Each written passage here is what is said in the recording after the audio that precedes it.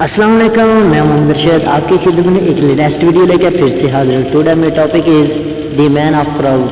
कहानी कार ने ये कहानी जर्मन किताब के एक जुमले से शुरू की है कि कुछ किताबें इतनी पेचीदा होती हैं कि वो नहीं जानती कि कोई शख्स इनको पढ़ और समझ सके। इस तरह कहानीकार के मुताबिक कुछ लोग नहीं जानते कि कोई इनको जान पहचान सके, वो छुपना पसंद करते हैं।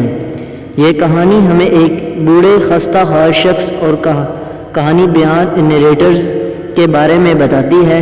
नरेटर ने एक लंबी बीमारी के बाद सेहत हासिल की है।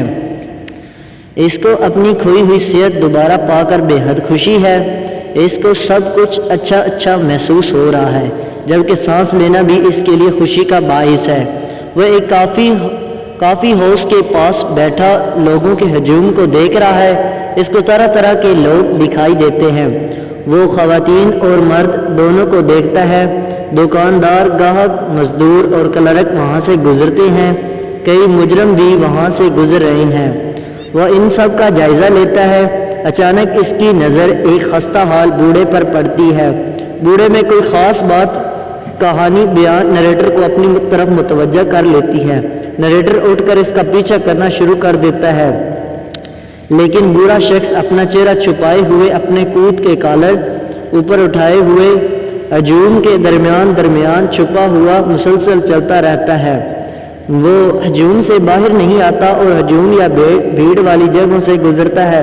नरेटर भी मुसलसल इसका पीछा कर रहा है। इस तरह कई घंटे गुजर जाते हैं। आधी रात तक का वक़्त गुजर चुका है।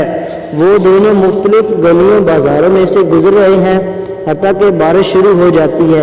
लेकिन बूढ़ा शख्स बारिश में भी पहले की तरह चलता रहा और नरेटर इसका पीछा करता रहा। नरेटर इसको करीब से देख नहीं सका, लेकिन बूढ़े की कोई नरेटर को पीछा करने पर कोई चीज़ नरेटर को पीछा करने पर मजबूर कर रही थी। अब तकरीबन 24 घंटे का वक़्त गुजर चुका था। बूढ़ा बिल्कुल नहीं थका था। बूढ़ा चलते चलते ऐन उसी बाजार जगह और कॉफ़ी की दुकान के करीब से गुजर रहा था। नरेटर इसका पीछा करना छोड़ देता है।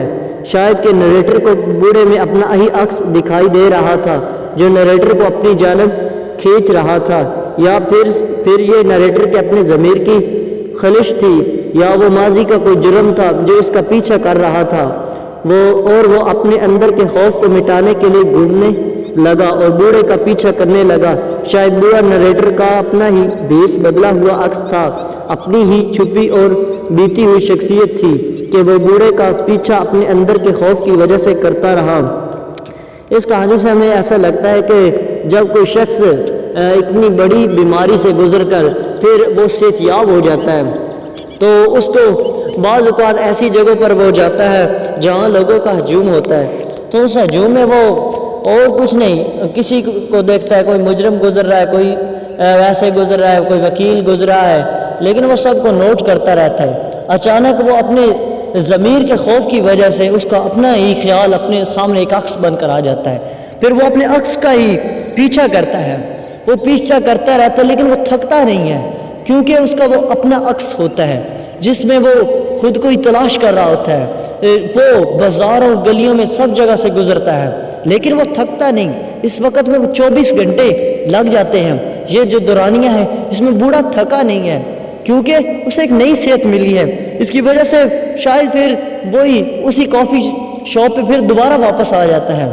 तो फिर उसे महसूस होता है कि शायद ये मेरा ही अक्स था, शायद ये मेरे ही खौफ था जिसने मुझे इतना मजबूर किया कि उसको पीछा किया जाए। नरेटर जिस तरह कहता है कि मैं अपनी ही तन्हाइयों में डूबा हुआ हूँ, इसलिए वो अपनी तन्हाइयों के सबब उसको तलाश कर रहा था। फिर वो काफ़ी देर के बाद, यानी 24 घंटे गुजरने के बाद, फिर वो उसी कॉफ़ी शॉप पर दोनों गुजरते उसके पीछा करते करते फिर उसका पीछा छोड़ देता है और वहीं बैठ जाता है और अपने खौफ को, अपने जो इत्मीनान है, वो जो अपनी सेहत है, उसके बारे में ख्याल कर रहा होता है कि शायद ये मेरे ज़मीर का अक्स है जिसकी वजह से मुझे इतना चलना पड़ा। चाहे नरेटर ने अपनी जो खौफ था उसको निकालने के लिए अपना उसका ज़मीर का अक्स बना, फिर उसने उसका पीछा किया। जिस तरह वो पीछा करता रहा उस तरह वो आगे